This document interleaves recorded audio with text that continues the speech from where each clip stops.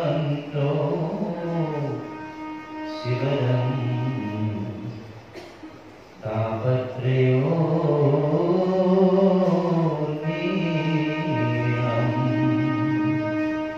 श्रीमद्भागवते महामुनिकृते किं वा परो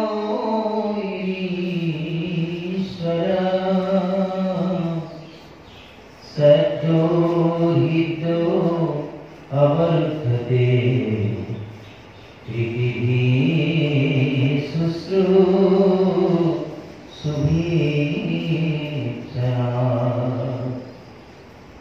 निगमकल्पतरुर्गलितफलं सुगामुखद्रवामृतसंयुतं पिबद्भागवतं रसमालयं मुहुरगुंसिका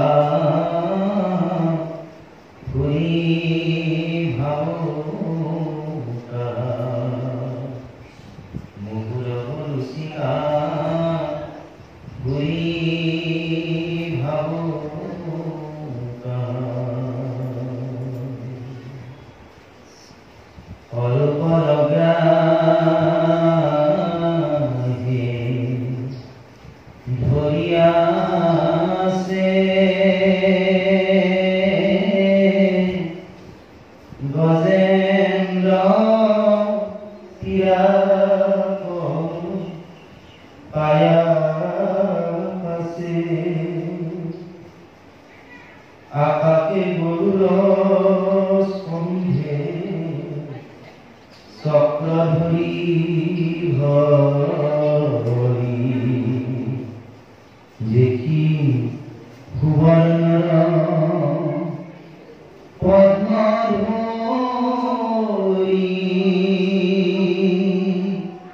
ओ बोले दुखे आर्तनाद करी नमो भगवन्त गुरु लय दास करी नमो भगवन्त गुरु लय दास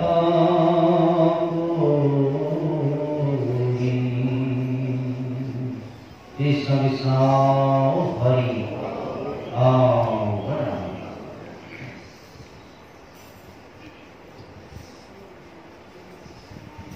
श्रद्धाभाजन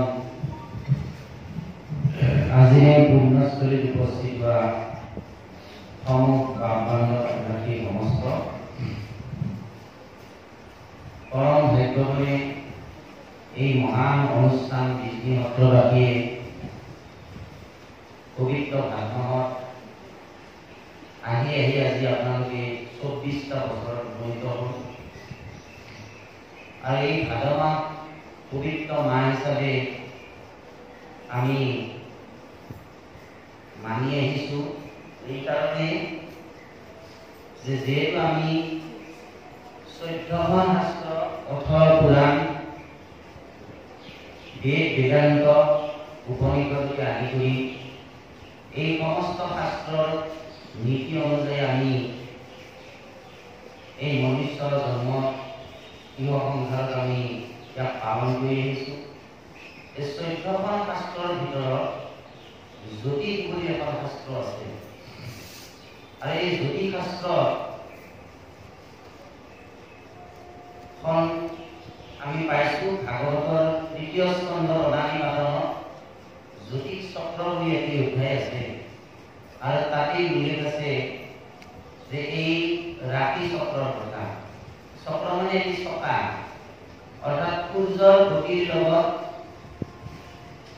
প্ৰতিটো মাহ আৰম্ভ হৈছে আৰু সেই প্ৰতিটো মাহ অনুযায়ী একোটা ৰাতিৰ সৃষ্টি হৈছে 12টা মাহত 12টা ৰাতি আৰু এই সূৰ্যৰ গতিটো প্ৰতিটো মাহতে একোটা ৰাতি অৱস্থান কৰে। শাওণ মাহত অৱস্থান কৰিছিল কৰ্কট ৰাশি আৰু আজি ভাদ মাহত সূৰ্যৰ গতি আজিৰ পৰা অৱস্থান কৰিছে সিংহ ৰাশি। সেইকাৰণে ভাদ মাহ পবিত্ৰ মাহ। এতিয়া সিংহ ৰাশিত অৱস্থান কৰাৰ বাবেই যে পবিত্ৰ হ'ব এইটো আচলতে এটা কথা যে সিংহ ৰাশি সিংহ হ'ল নামৰ প্ৰতীক। আমাক গুৰুজনাই কৈ গৈছে সিংহ হ'ল নামৰ প্ৰতীক। গতিকে এই পবিত্ৰ ভাদ মাহত আমি যিমানেই ঈশ্বৰৰ নাম গাম, যিমানেই ঈশ্বৰৰ নাম ল'ম, সিমানেই আমাক ঈশ্বৰে ক্ৰিয়া কৰিব আৰু আমি সেই মুক্তিৰ চৰম সীমালৈ আগবাঢ়ি যাব পাৰিম।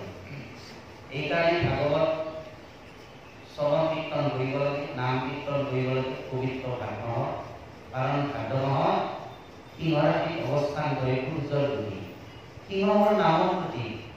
সেইকাৰণে গুৰুজনাই বৰগীতত লিখিলে গুৰুহুৰা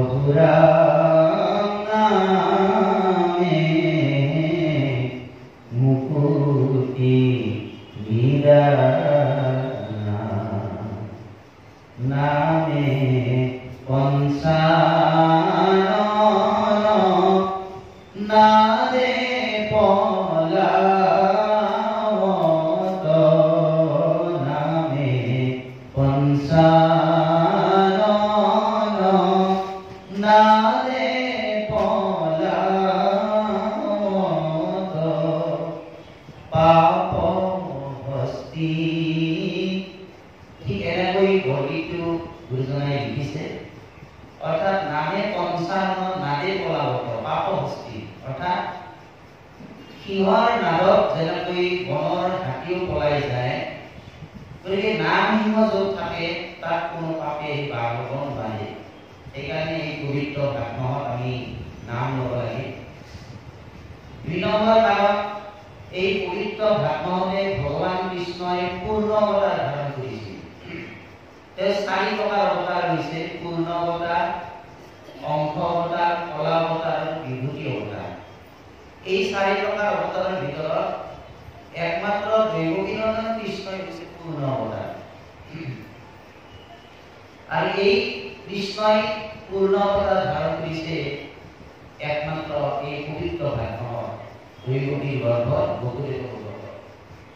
আৰু সেইকাৰণে ভাদ মাহ পবিত্ৰ মাহ। ৩ নম্বৰ কাৰণ এই ভাদ মাহতে মহাপুৰুষ শ্ৰীমন্ত শংকৰদেৱ গুৰুজন তাৰ প্ৰপন্ন শিষ্য শ্ৰী মাধৱদেৱ গুৰুজনাই বৈকুণ্ঠ স্থানলৈ গ্ৰহণ কৰিছিল। ৪ নম্বৰ কাৰণ আজি যে আমি মহাভাগৱত কথা আলোচনা কৰিছো, এই মহাভাগৱত কথা পৃথিৱীত পোন প্ৰথমবাৰৰ বাবে প্ৰচাৰ হৈছিল ৰজা পৰীক্ষিতক মহামুনি সুখদেৱে ভাগৱত কথা কৈছিল গংগা নদীৰ পাৰত। আৰু এই পবিত্ৰ গংগা নদীৰ পাৰত যেতিয়া মহামুনি সুখদেৱে ৰজা পৰীক্ষিতক ভাগৱত কৈছিল, ভাদ মাহৰ শুক্লা নৱমী তিথিৰ পৰা পূৰ্ণিমা দিনলৈকে এই ৭ দিন একাদিক্ৰমে শুক্লা নৱমীৰ পৰা পূৰ্ণিমা দিনলৈকে এই ৭ দিন একাদিক্ৰমে ৰজা পৰীক্ষিতক মহামুনি সুখদেৱে ভাগৱত কৈছিল। আৰু সেইকাৰণে ভাদ মাহক এই পবিত্ৰ ভাদ মাহ হিচাপে গণ্য কৰি আজি আমাৰ অসমৰ বিভিন্ন থান সত্ৰবিলাকত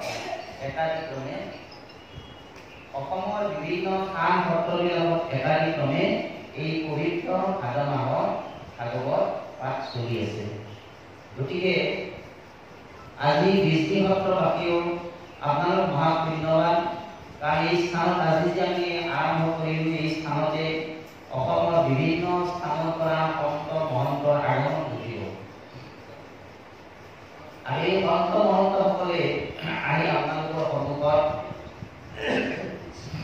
এই শ্ৰী ভাগৱত পাঠ ব্যাখ্যা আগবঢ়াব।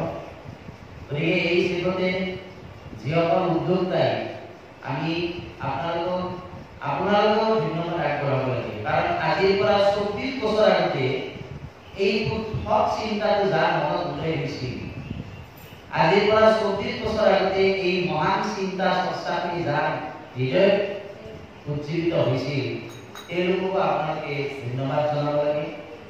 আৰু এই 24টা বছৰে যে এই বাপসকলে একাধিক অনুষ্ঠানটো চলাই আছে, আজি আমি এই পৰ্যায় পালে তাৰ বাবে আমি আমাৰ ফালৰ পৰা এই বাপ বান্ধৱ আইনতকৈ সমস্ত যিসকলৰ প্ৰচেষ্টা এটা মহানুষ্ঠান গঢ় লৈ উঠিছে, তাৰ বাবে আমি এই সমস্ত বাপ আইনতকৈ সমস্ত আমাৰ এই ভাগৱত পাঠ অনুষ্ঠানৰ পৰা বহুত বহুত ধন্যবাদ আৰু কৃতজ্ঞতা জ্ঞাপন কৰি আজিৰ এই মহান অনুষ্ঠান আৰম্ভ কৰিছোঁ। যোৱাকালি এই ভাগৱত পাঠ দশম স্কন্ধত পাঠ কৰি থকা হৈছিল। মই আপোনালোকক ভাগৱতৰ ব্যাখ্যাৰ মাজতে আগবঢ়াম। দশম স্কন্ধ আমি কিয় পঢ়িব লাগে, দশম স্কন্ধ ভাগৱতৰ মূল ৰসৰ পৰা আমি দশম কিয় পঢ়িব লাগে, কিয় পঢ়িব লাগে যে আমি মহাভাগৱত অনুষ্ঠান মূল কথাখিনি দশমত সোমাই আছে। কাৰণ তাতে ভগৱান কৃষ্ণৰ যি দাপৰ যি পূৰ্ণ অৱতাৰৰ যিখিনি লীলা, পূৰ্ণ অৱতাৰৰ যিখিনি লীলা, এই লীলাখিনি ইয়াত সন্নিৱিষ্ট কৰা আছে। আৰু আহি আহি মহাভাগৱতৰ দশম স্কন্ধৰ মধ্যভাগ পাইছে। আৰু এই মধ্যভাগতে আজি আৰম্ভ কৰিবলৈ লৈছোঁ আমি অক্ৰূৰৰ বাঞ্ছা পূৰণ। আপোনালোকক আকৌ এবাৰ কৈছোঁ মই, অক্ৰূৰৰ বাঞ্ছা পূৰণ। আৰু আমি বিশেষ আৰু বেছি কথা আগ নবঢ়াওঁ, পাঠৰ মাধ্যমেৰে আমি 2-4টা কথা আপোনালোকক আগবঢ়াব বিচাৰিম। নিশ্চয় কিবা ভুল হ'ব পাৰে, মোৰ ভয় লাগিছে। এইখন মহান আসনত যিখন আপোনালোকৰ এই ভাগৱত পাঠকৰ যিখন লিষ্ট মই দেখিছোঁ, তাতে তেওঁলোকৰ মাজতো আমি খুব দুটা, কাৰণ অসমৰ বিখ্যাত মহান মহান মহিষীসকলে যেতিয়া ভাগৱত পাঠ ব্যাখ্যা আগবঢ়াব, তাৰ তুলনাত আমি খুব দুটা। তৎসত্ত্বেও আপোনালোকে যিহেতু প্ৰতি বছৰে আমি এই অনুষ্ঠানত আহি আছোঁ, এই ভিডিঅ' না ক'ব নোৱাৰিলোঁ, তথাপি আহিব লগা হৈছে। যে যি কি নহওক আমি আৰম্ভ কৰিবলৈ লৈছোঁ অক্ৰূৰৰ বাঞ্ছা পূৰণ। কৃষ্ণ হৰি ৰাম হে ৰাম অনন্তৰে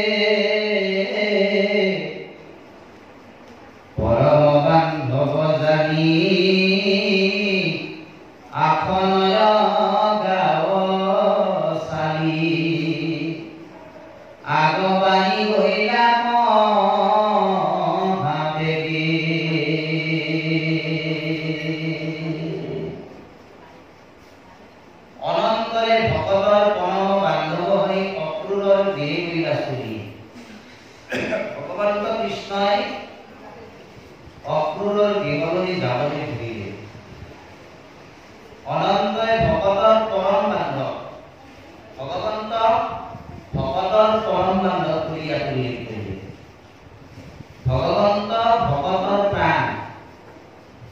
কৈছে ভগৱন্ত অনন্তই ভকতৰ পৰম বান্ধৱ হৰি অক্ৰূৰৰ গৃহে বিনাশুনি।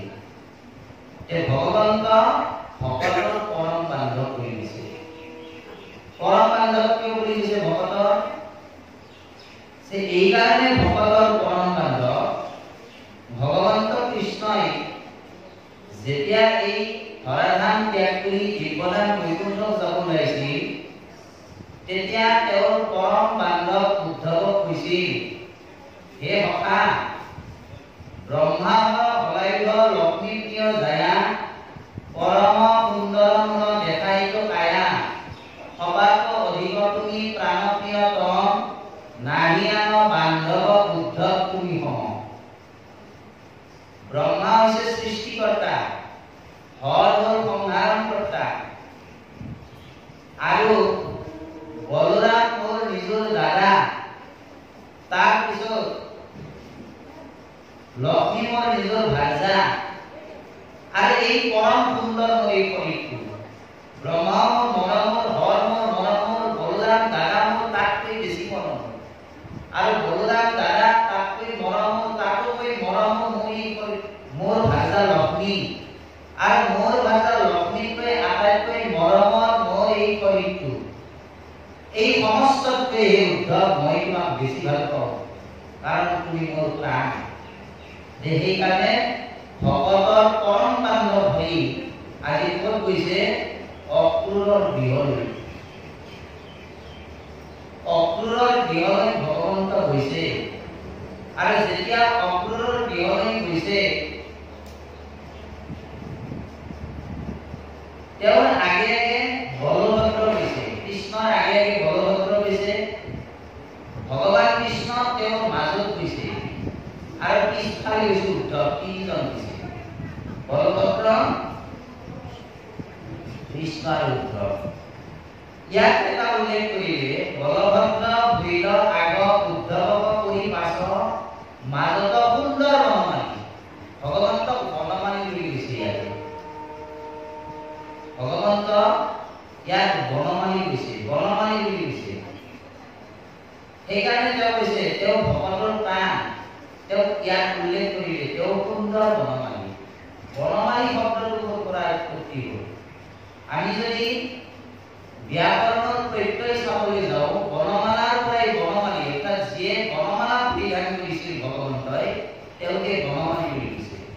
ভগৱন্তই বনমালা পৰিধান কৰিছিল। আপাদ লম্বিত বনমালা চলি গ'লে শোভ্যাতি পুষ্প, আপাদ লম্বিত বনমালা চলি গ'লে শোভ্যাতি বৎস বহল বক্ষস্থলে আপাদ লম্বিত।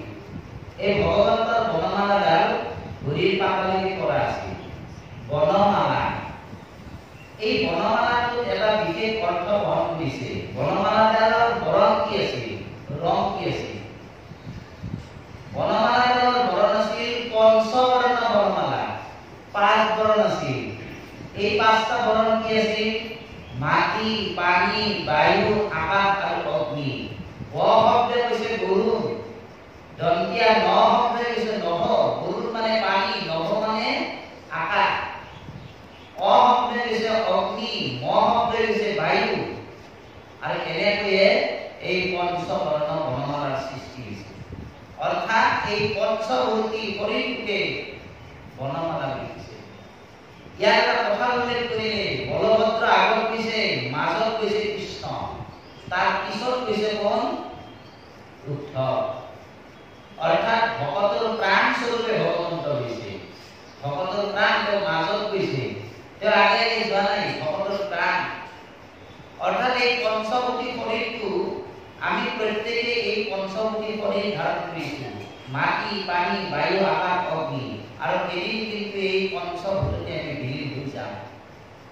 এই পঞ্চভূতি শৰীৰটো, এই পঞ্চভূত তেতিয়ালৈকে স্থিৰ হৈ থাকে, তেতিয়ালৈকে চলিত হৈ থাকে, যেতিয়ালৈকে পঞ্চভূতি শৰীৰৰ ভিতৰত চৈতন্য বনমালী থাকে। সেইকাৰণে চৈতন্য বনমালী বুলি কৈছে। ৰঙে ফাগু খেলি চৈতন্য বনমালী, ৰঙে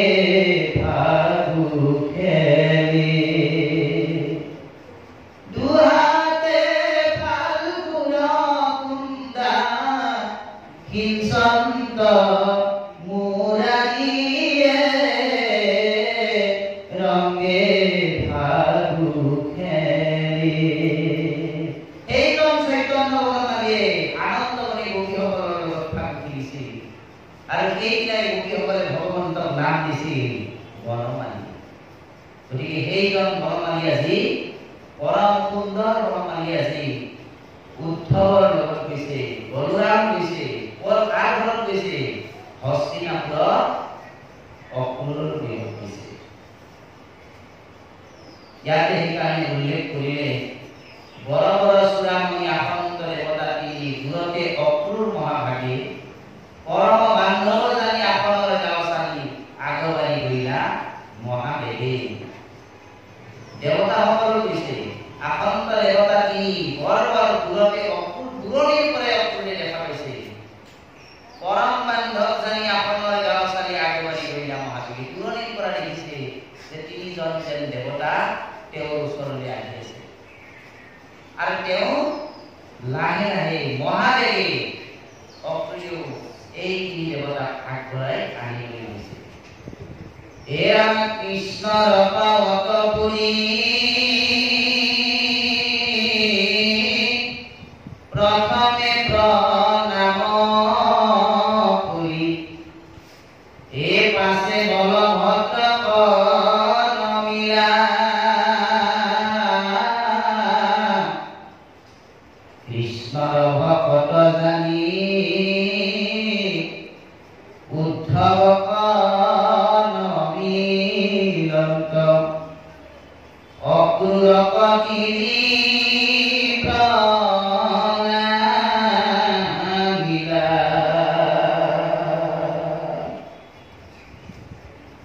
পৰম বান্ধৱ কৰি তিনিব সাৱতি ভৰি নীলাৰিজ মন্দিৰ ভিতৰ বিচিত্ৰ আসন পাৰি পৃথক পৃথক হৈ তিনি গৈ পাইলাই অনন্ত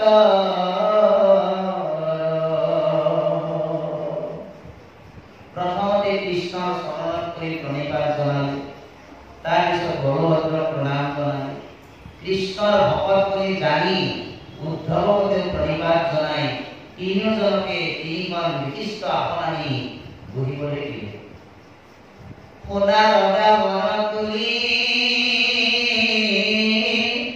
ধুৱাইলাই পুনৰ ভৰি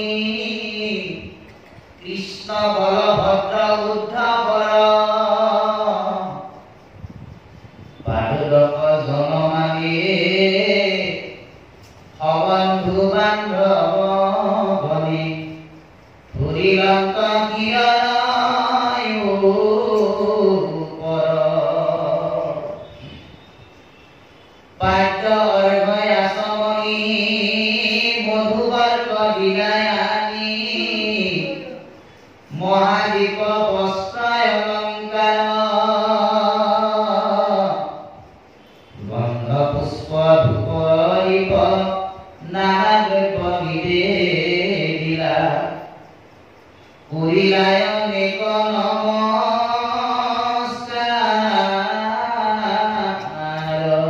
চৰণ গাইলে তিনিওজনক আৰু সেই চৰণ ধোৱা পানী অক্ৰূৰে শিৰত তুলি ল'লে বাদ্য অৰ্ঘ্য আচমনি মধুবৰ্গ দান কৰি মহাদীপ বস্ত্ৰ অলংকাৰ দিলে এ কৃষ্ণৰ কমল পাৱে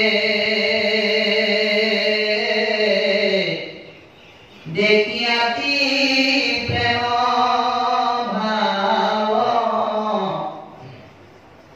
কোলে কৰি লৈ অক্ৰূৰ জান্তন্ত সাদৰ কৰি বিনয় ভক্তি ধৰি শ্ৰুতি বাণী অপুৰীলা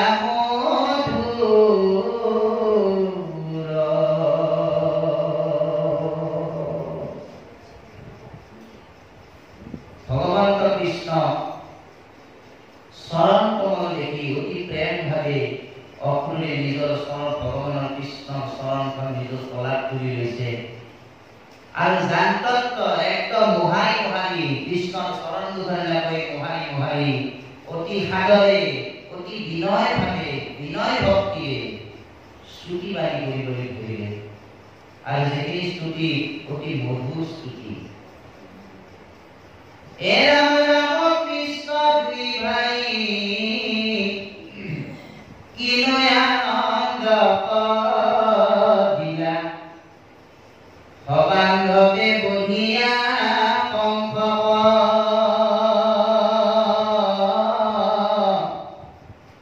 পৰম দুখৰ হন্তে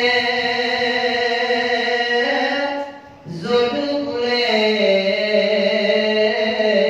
উদ্ধাৰিয়া দিলা কিনো মহাসম্পদ।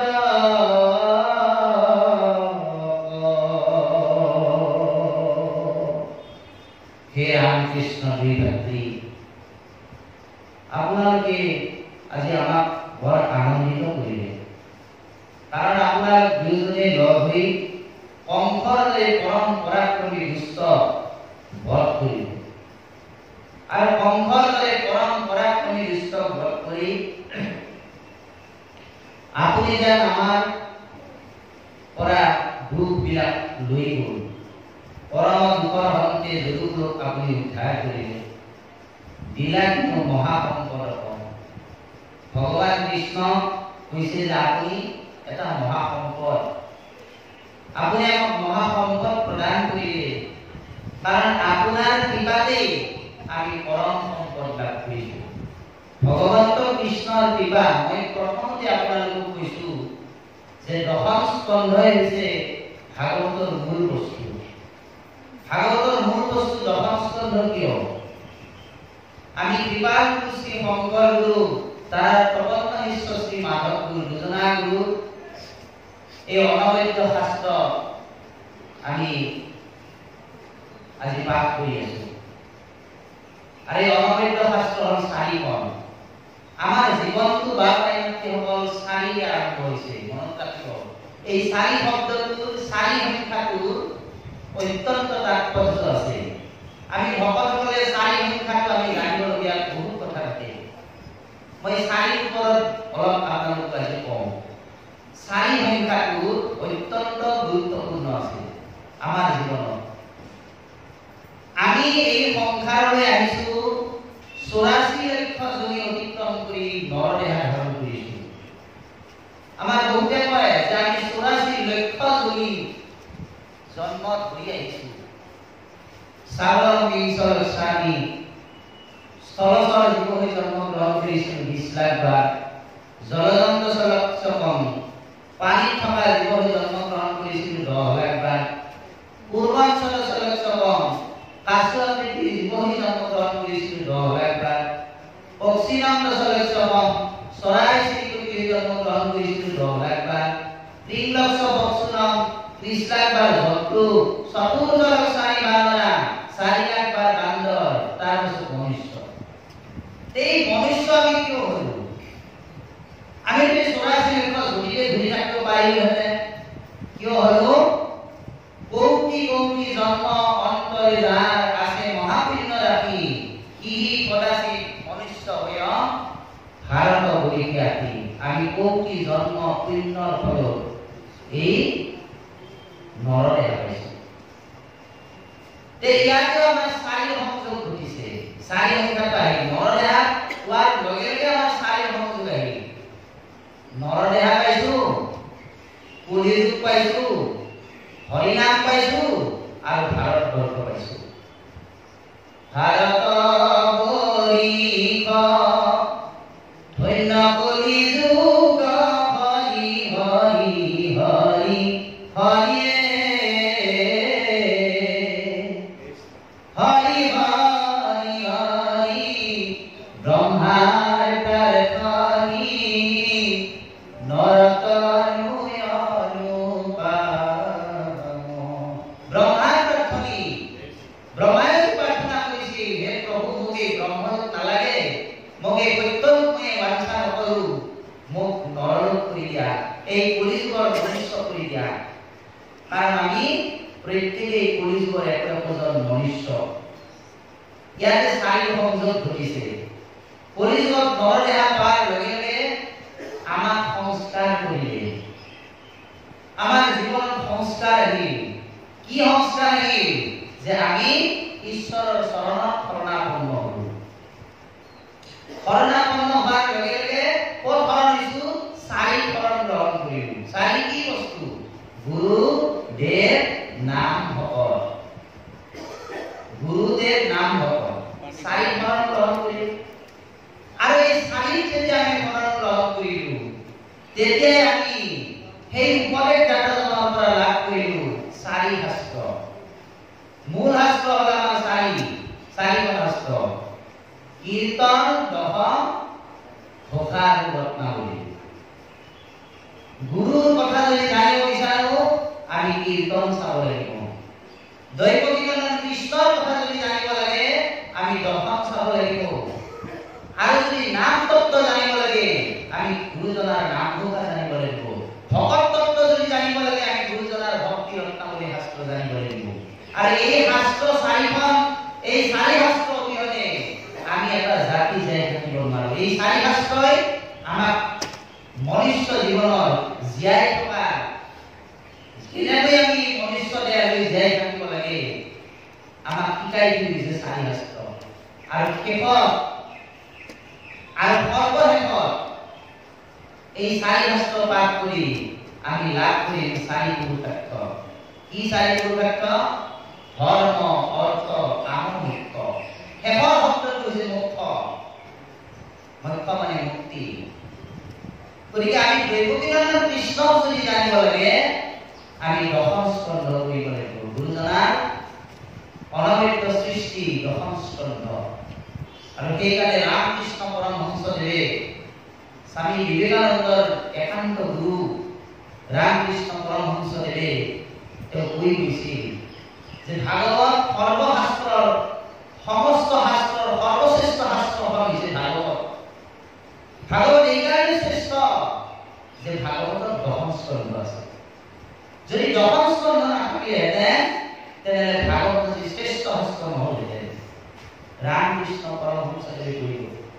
আৰু সেই দশম স্কন্ধকে আমাৰ কৃপাল গুৰুজন শ্ৰী শংকৰ গুৰুজনাই ইমান সহজ, ইমান প্ৰাঞ্জল ভাষাত লিখিছে। আপোনালোকে চাব, ইয়াৰ প্ৰতিটো স্কন্ধ, ভাগৱতৰ প্ৰতিটো স্কন্ধই আপোনালোকে চাব। যদি তৃতীয় স্কন্ধ চাই, গোপাল চৰণ নিজে লিখিছে, পলাশ চন্দ্ৰ নিজে লিখিছে চতুৰ্থ স্কন্ধ, অনিৰুদ্ধ দেৱে তেওঁ লিখিছে পঞ্চম স্কন্ধ। আপোনালোকে এইকেইটা স্কন্ধ যদি পঢ়ি চায়, অত্যন্ত টান।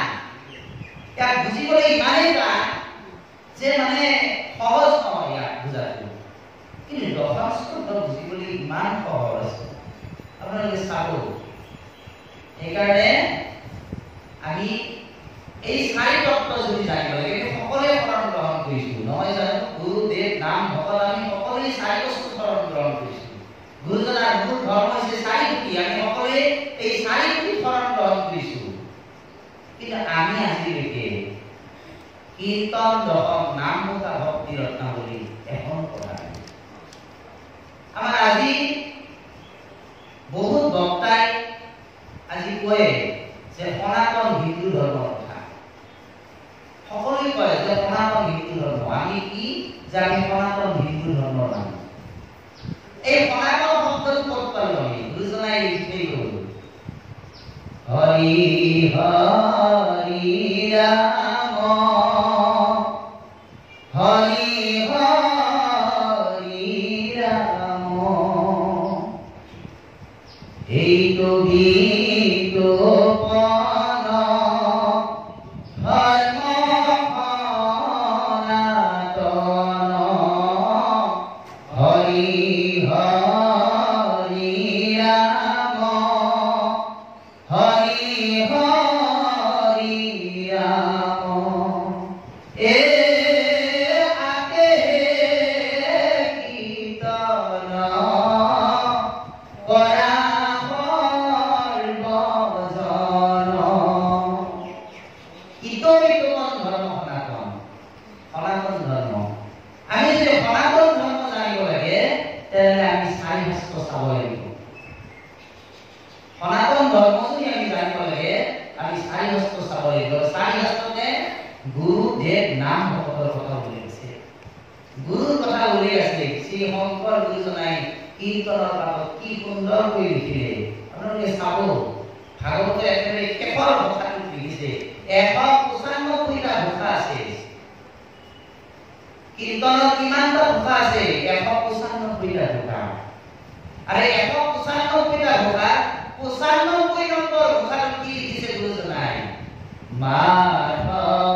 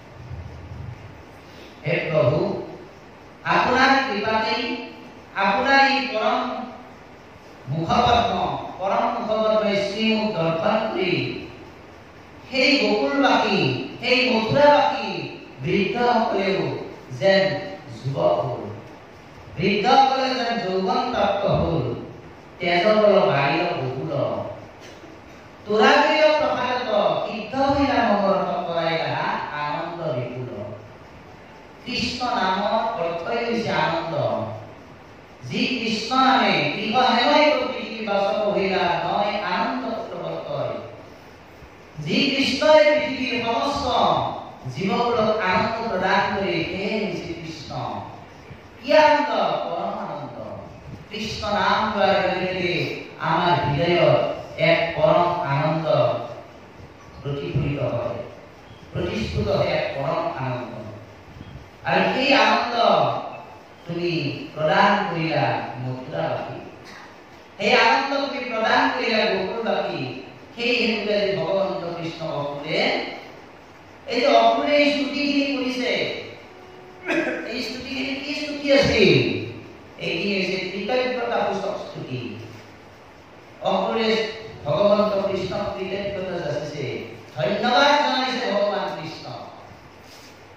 আমি যেনেকৈ আমাক কোনোবাই কিবা এটা বস্তু দিলে আমি তেওঁক ধন্যবাদ জনাওঁ, ভগৱন্ত কৃষ্ণক ধন্যবাদ জনাইছে। সেই হেতুকে বাপ বান্ধৱসকল আমি ঈশ্বৰক সদায় ৰাতিপুৱা ধন্যবাদ জনাব লাগে। হে প্ৰভু, তোমাৰ কাৰণে আজি এটা সুন্দৰ দিন মই লাভ কৰিলোঁ, সেইবাবে তোমাক ধন্যবাদ। আমি শিকিব লাগে ঈশ্বৰক ধন্যবাদ জনোৱাটো। আমি ঈশ্বৰক ধন্যবাদ জনাব লাগে। ভগৱন্তক আপুনি ধন্যবাদ কেনেকৈ জনাব? আমি ঈশ্বৰক কেনেকৈ ধন্যবাদ জনাম? আমি ধন্যবাদ জনাবই নাজানো, কেনেকৈ জনাম?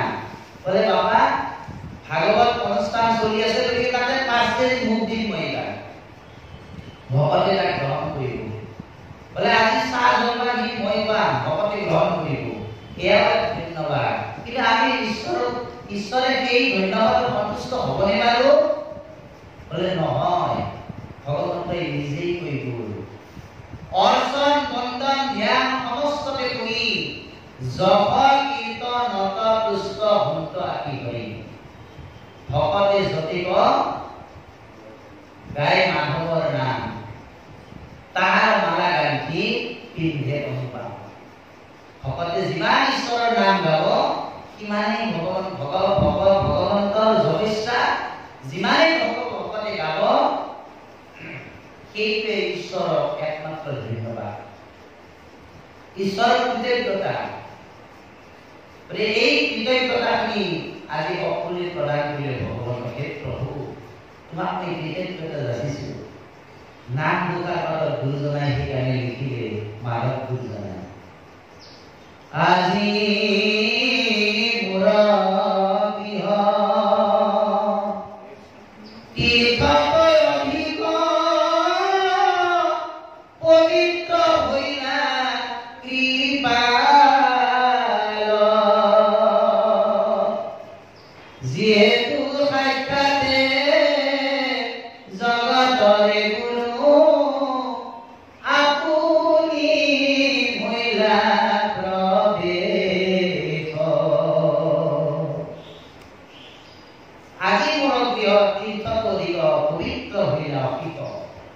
হে প্ৰভু, আজি মোৰ দেহখন তীৰ্থলৈ ৰূপান্তৰ হৈছে। কি তীৰ্থ? মানৱ তীৰ্থ, ভৌমিক তীৰ্থ, জংগম তীৰ্থ, স্থাৱৰ তীৰ্থ, এই সমস্ত তীৰ্থতকৈও সৰ্বশ্ৰেষ্ঠ তীৰ্থলৈ ৰূপান্তৰ হৈছে আজি মোৰ গৃহখন। কাৰণ মোৰ গৃহত ভকত আৰু ভগৱন্ত একেলগে আহিছে। উদ্ধৱক লৈ যোৱাৰ কাৰণেই হৈছে এইটো। ভগৱান কৃষ্ণই উদ্ধৱক লৈ গৈছে, কিয় লৈ গ'ল? ভকত দৰ্শন। ভগৱন্ত দৰ্শন কৰে, ভগৱন্ত দৰ্শন কৰে আমি সিদ্ধি লাভ কৰোঁ, সঁচা কথা। কিন্তু ভকত দৰ্শন হ'লে আজন্মৰ পুণ্য হয়, আজন্মৰ পাপ খণ্ডন হয় ভকত দৰ্শন। সেইকাৰণে ভকত লৈ গৈছে উদ্ধৱ। তত্ত্ব আছে বা উদ্ধৱ কৃষ্ণই লৈ গৈছে নৰ আৰু নাৰায়ণ স্বৰূপে এই ধৰাধামত আহি অৱস্থান কৰিছিল উদ্ধৱ। উদ্ধৱ নামটো এটা যেন কিবা বেলেগ বেলেগ লাগে, নহয়? উদ্ধৱ ভগৱন্ত কৃষ্ণৰ প্ৰাণৰ বান্ধৱ উদ্ধৱ, যাৰ জীৱনটোৱে কৃষ্ণময়, যাৰ কৰি আছে সেইবাৰ উদ্ধৱক দেখা হাইলাক কৃষ্ণৰ দৰে আছে হাইলাক কৃষ্ণৰ দৰে আছিল যেতিয়া গোকুল ত্যাগ কৰি ভগৱন্ত কৃষ্ণই মথুৰালৈ আহিছিল তেতিয়া গোকুলত কৃষ্ণৰ পৰম বান্ধৱ উদ্ধৱক গোকুললৈ পঠিয়াই দিছিল আৰু গোকুললৈ যেতিয়া উদ্ধৱ গৈছিল যমুনাৰ পাৰত গোপিনীসকলে কৃষ্ণৰ বিৰহত আকুল হৈ ব্যাকুল হৈ কান্দি আছে যমুনাৰ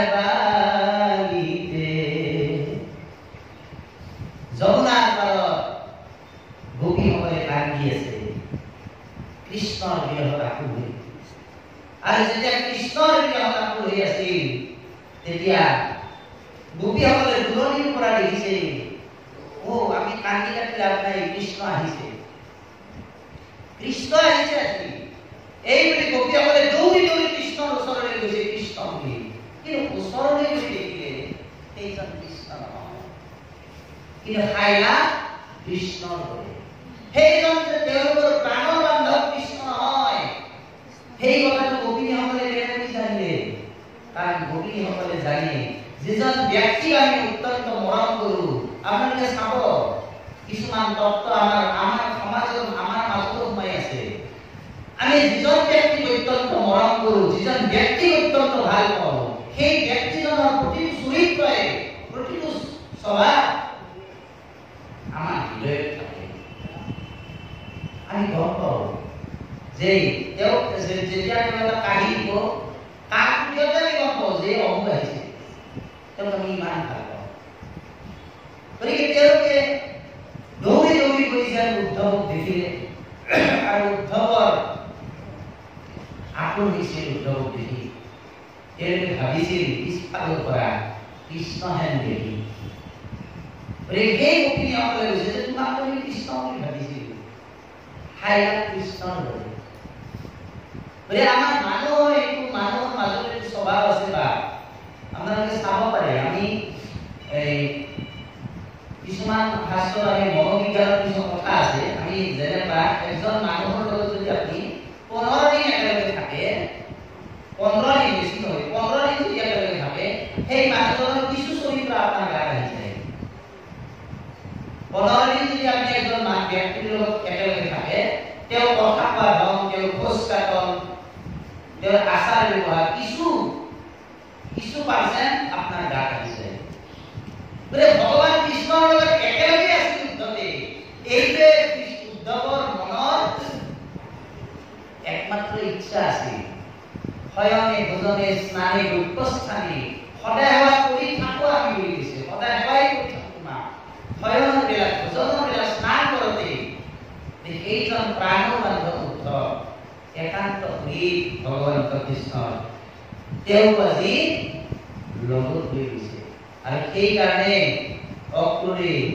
স্তুতি কৰিছে আজি মুৰব্বী তীৰ্থটো অধিক পবিত্ৰ হইলা অধিক তীৰ্থটো অধিক পবিত্ৰ হৈছে যিহেতু সাক্ষাতে জগতৰ গুৰু আপুনি হইলা অধিক যিহেতু সাক্ষাতে জগতৰ গুৰু আজি আমাৰ প্ৰৱেশ কৰিছে এই উদ্ধৱে সেইকাৰণে অক্ৰোৰে স্তুতি কৰিছে তুমি আমি ৰামহৰি জগতকে আছা ধৰি হে তোৰা দুই জগত আমি জান প্ৰকৃতি পুৰুষ ৰূপ হৈ আছা মায়া কৰি তুমি দুই দিনে নাই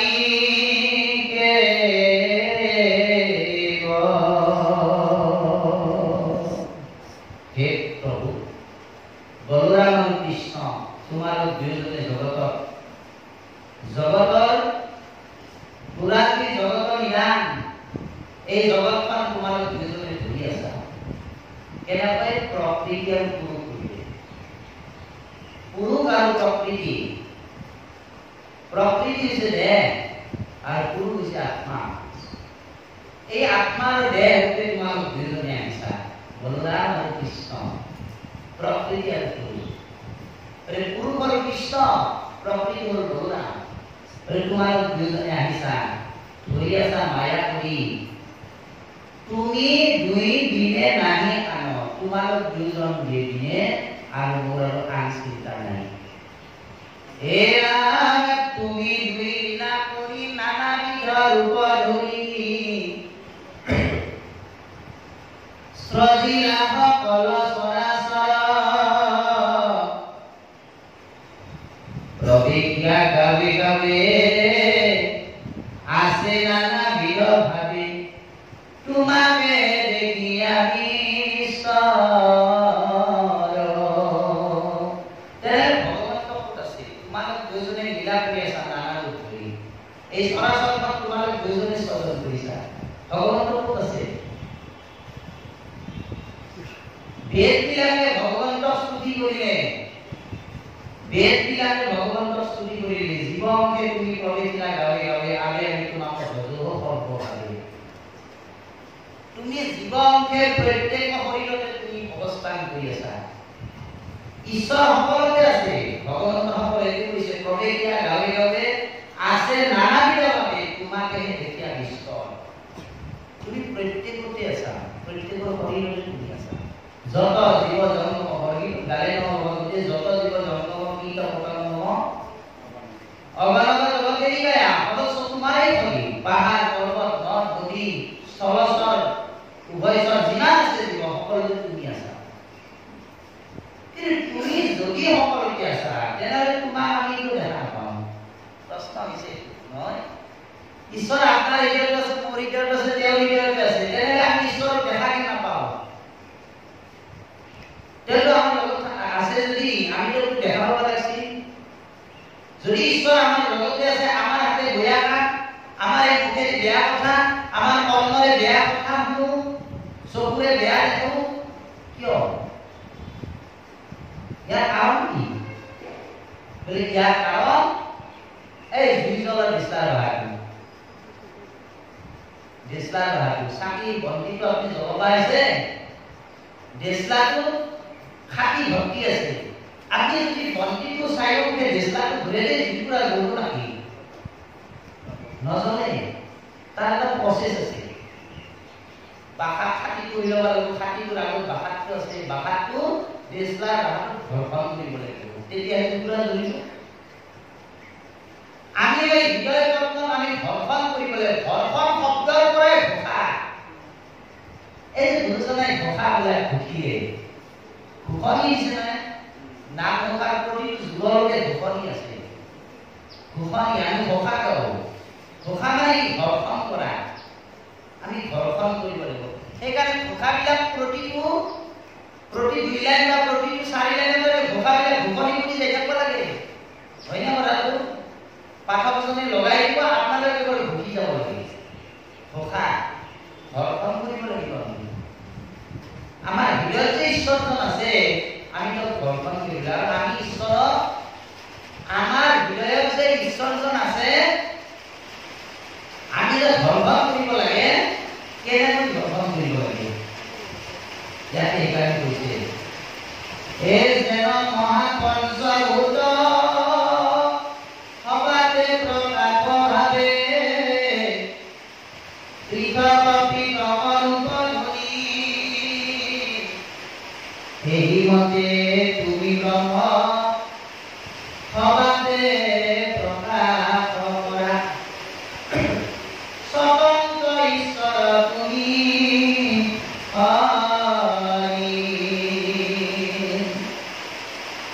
যেন মহাপঞ্চভূত সবাতে প্ৰকাশ ভাৱে পৃথক পৃথক ৰূপ ধৰি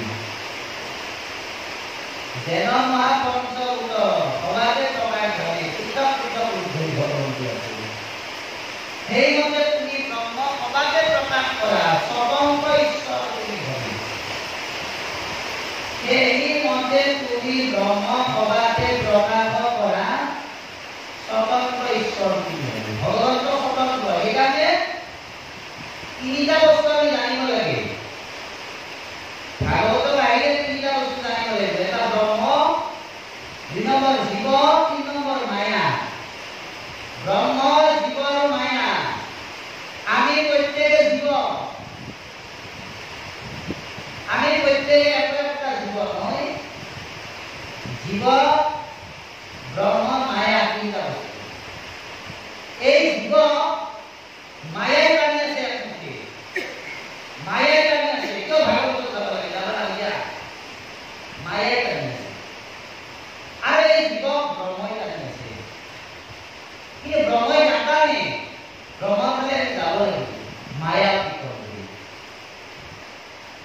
মায়া আৰু ব্ৰহ্ম মাজত জীৱ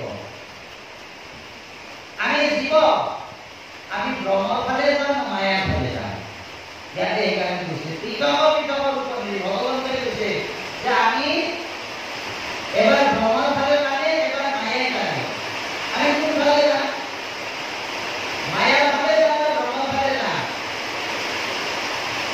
যদি ব্ৰহ্মৰ ফালে যাব লাগে তেনেহ'লে আমি ভকতৰ সংগ ল'ব লাগিব ব্ৰহ্মৰ ফালে যাব লাগিলে প্ৰচেছ আছে ভকতৰ সংগ আৰু যদি মায়াৰ ফালে যাব লাগে তেনেহ'লে ভকতৰ সংগৰ প্ৰয়োজন নাই সেইকাৰণে জীৱ ব্ৰহ্ম মায়া তিনিটা বস্তু মিলাই হ'ব লাগিব আমি জীৱ একফালে ব্ৰহ্মই আছে একফালে মায়াই আছে তাৰ এতিয়া এনেকুৱা বুদ্ধি ব্যাসদেৱ যেতিয়া দেৱকী নাৰদে ভাগৱত কথা ক'বলৈ আৰম্ভ কৰিলে তাৰ প্ৰাণত ব্যাসে ধ্যানস্থ হ'ল আৰু ব্যাসে যেতিয়া ধ্যানস্থ হ'ল ব্যাসে দেখা পালে যে দুটা মাইকী মানুহ মায়াই বান্ধি আছে ভক্তিয়ে শুনি আছে জীৱকো মায়াই বান্ধে এই জীৱকো মায়াই বান্ধি আছে আৰু জীৱকো মায়াৰ বান্ধনতে মুক্ত কাৰ কৰে ভক্তি অৰ্থাৎ ব্ৰহ্মই বোলে আমি যদি মায়াৰ বান্ধনৰ পৰা মুক্ত নহওঁ তেনেহ'লে কদাপি কিন্তু এই 84 লক্ষ জনীৰ পৰা নিজক মুক্ত কৰিব নোৱাৰিম 84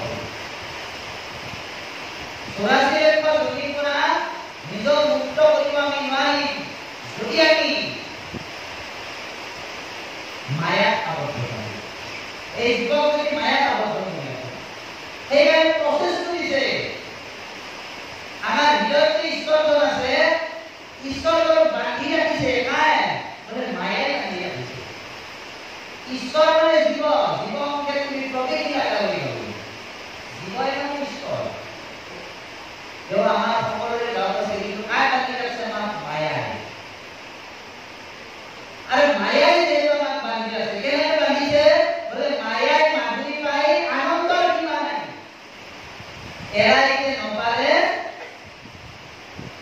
পাছে কি ভুল মায়াৰ মাধুৰী আমাক বান্ধি ৰাখিছে কি মায়া মায়াটো কি মায়া বোলে মায়াই সৃষ্টি কৰে পাঁচটা মায়া হ'ল পাঁচবিধ মায়াত আমি আবদ্ধ হৈ আছো পাঁচবিধ মায়াত আমি আবদ্ধ হৈ আছো আৰু এই পাঁচবিধ মায়া কি বুলি কয় তৃতীয় স্কন্ধ ভাগৱতত মাতৃদেৱ হুকে তুকি ঈশ্বৰ সুধিলে প্ৰভু মইতো মায়াত আবদ্ধ হৈ আছো এই মায়া কি কাক কৰে মায়া তেতিয়া মাতৃদেৱ হুকে ক'লে মাতৃদেৱ হুকে তুকি ঈশ্বৰ ক'লে পঞ্চপৰ্দা মায়া মায়া মহামায়া তম মায়া মহামায়া কামিশ্র অর্ধকামিশ্র ব্রহ্ম পুনঃ ভাগবত গায় কৃষ্ণ কৃষ্ণ হরি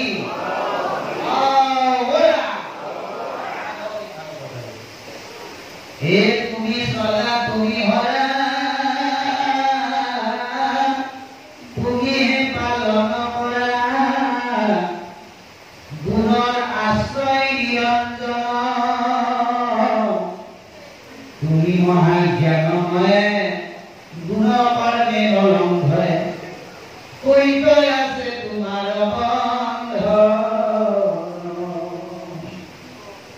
ভগৱন্তই শ্ৰৱণ কৰে ভগৱন্তই পালন কৰে আৰু ভগৱন্তই সংহাৰ কৰে কিন্তু তেওঁ গুণৰ আশ্ৰয় নিৰঞ্জন ভগৱন্তই এই জগতখন শ্ৰৱণ কৰাৰ দায়িত্ব দিছে ব্ৰহ্মা ব্ৰহ্মাই এটা গুণ লৈছে গুণ দিছে ৰজগুণ বিষ্ণু পালনৰ দায়িত্ব দিছে তেওঁ এটা গুণ লৈছে সপ্তগুণ আৰু হৰ সংহাৰৰ দায়িত্ব দিছে এই তেওঁ এটা গুণ লৈছে এইটো হৈছে তমগুণ সপ্ত ৰজ তম এই তিনিজনে তিনি গুণ আবদ্ধ কিন্তু কৃষ্ণ তেওঁ কোনো গুণ কৰ্মে লংঘিব নোৱাৰে তেওঁ মহাজ্ঞানময় কথাটো বেলেগ ধৰণৰ তেওঁ কোনো গুণ কৰ্মে লংঘিব নোৱাৰে মানে তেওঁ নিৰ্গুণ তুমি প্ৰভু নিৰ্গুণ গুণেৰ সীমা নাই এই নিৰ্গুণ বয়সিৰে কৰি গুণ গাই তুমি নিৰ্গুণ কিন্তু তোমাৰ গুণৰ সীমা নাই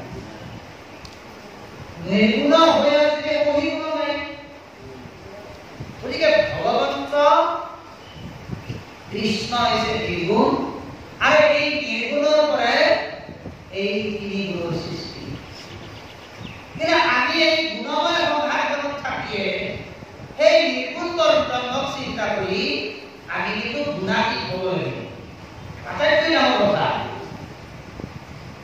আমি গুণময় সংসাৰত আছো শব্দ সময় তিনি গুণে আমাক গ্ৰাস কৰি ৰাখিছে কিন্তু আমি যদি নিৰ্গুণ পৰম ব্ৰহ্মক বুজো তেনেহ'লে আমি কিন্তু গুণাতীত হ'ব পাৰিম কিন্তু এই গুণকেইটা কাৰ সৃষ্টি কৰিছে ভগৱন্তৰ সৃষ্টি গতিকে আমি চিন্তা কৰিব লাগে কি যে আমি কেনেকৈ গুণাতীত হ'ব পাৰোঁ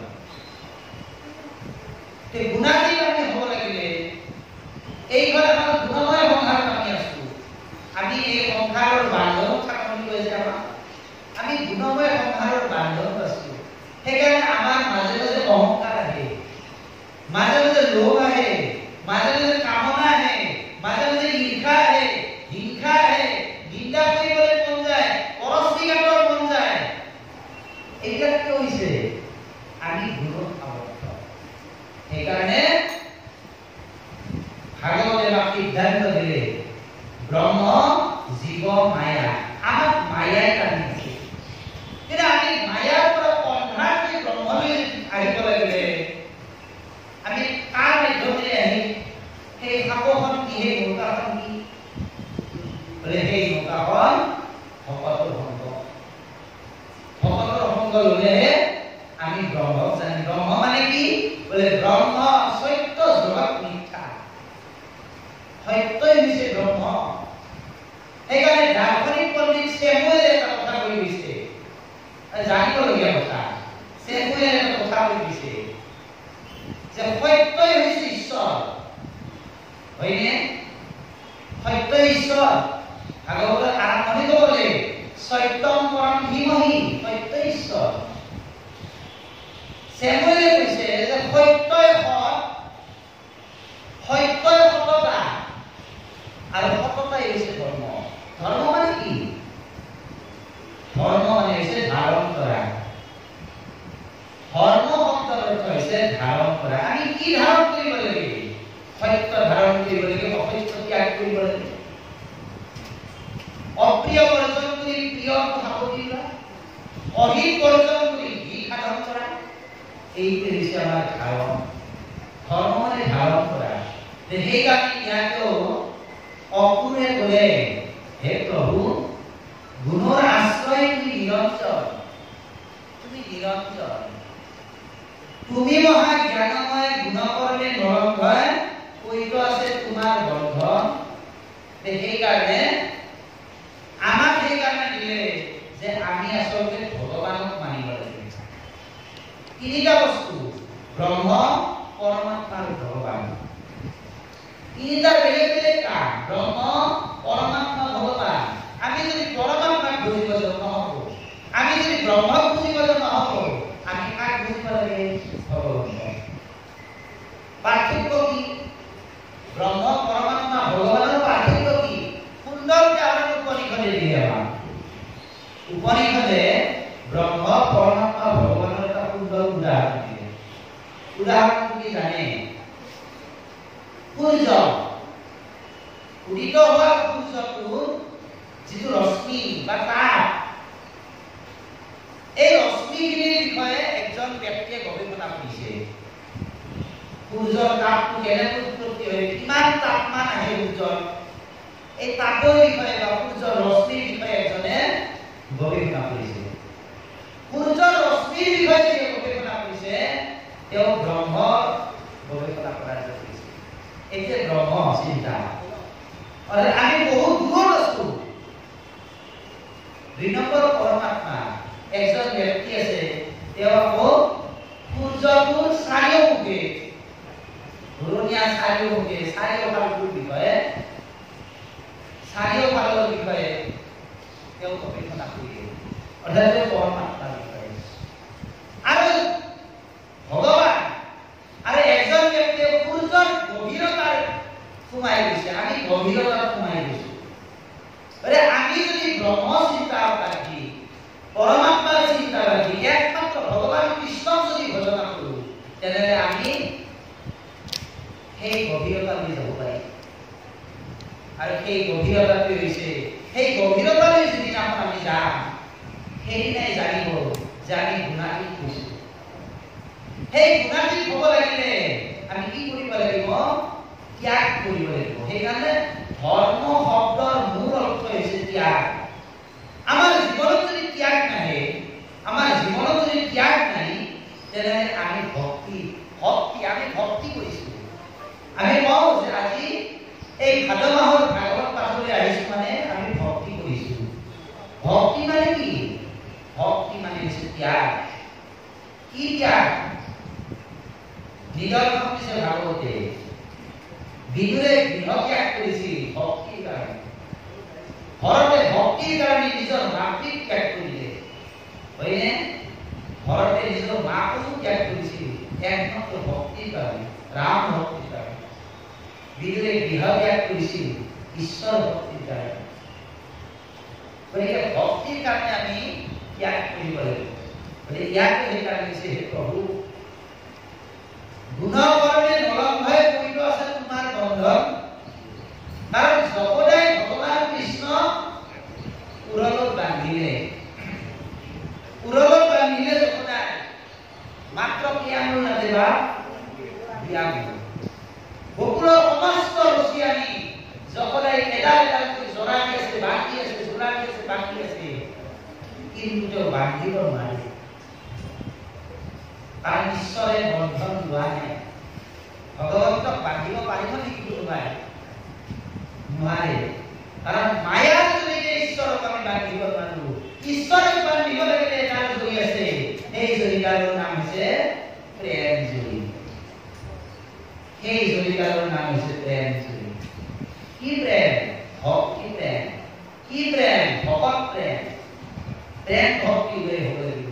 আৰু প্ৰেম ভক্তি কৰিবলৈ হয় 9বিধ ভক্তি নিয়ম: শ্ৰৱণ, কীৰ্তন, স্মৰণ, অৰ্চন, বন্দন, দাস্য, সতীত্ব, পাদসেৱন, আত্মনিবেদন। এই 9বিধ ভক্তি তিনিটা ভাগ কৰিছে, তিনিটা এটা কৰিছে। চাবচোন, শ্ৰৱণ, কীৰ্তন, স্মৰণ, এই তিনিটা প্ৰেমময় ভক্তি। অৰ্চন, বন্দন, ধ্যান, এই তিনিটা হৈছে মনোময় ভক্তি। অৰ্চন, বন্দন, ধ্যান, এই তিনিটা হৈছে মনোময় ভক্তি। আৰু পাদসেৱন, আত্মনিবেদন, এই বাকী এই তিনিটা হৈছে কৰ্মময় ভক্তি। প্ৰেমময় ভক্তি হৈছে তিনিটা: শ্ৰৱণ, কীৰ্তন, স্মৰণ। প্ৰেম জৰিয়তে ঈশ্বৰক আমি বান্ধিব লাগিব। ঈশ্বৰক আমি প্ৰেম জৰিয়তে কেনেকৈ বান্ধিম? বাপেকে দেউতাকৰ লগত ল'ৰাটোৱে মেলা চাবলৈ গ'ল। মেলা চাবলৈ যেতিয়া দেউতাকৰ লগত ল'ৰাটোৱে গ'ল, তেতিয়া মানুহৰ ভিৰত ল'ৰাটো হেৰাই গ'ল। কিয় হেৰালাক জানে না? ল'ৰাটোৱে দেউতাকৰ হাতত ধৰি আছিল। কথাখিনি মন কৰিব, ল'ৰাটোৱে দেউতাকৰ হাতত ধৰি আছিল, আৰু হাতত ধৰি থকাৰ বাবে ল'ৰাটো এৰ খাই গ'ল। এইবাৰ দেউতাকে ল'ৰাটো বিচাৰি ফুৰিছে, বিচাৰি ল'ৰাটো পালে। এইবাৰ দেউতাকে ল'ৰাটোৰ হাতত ধৰিছে।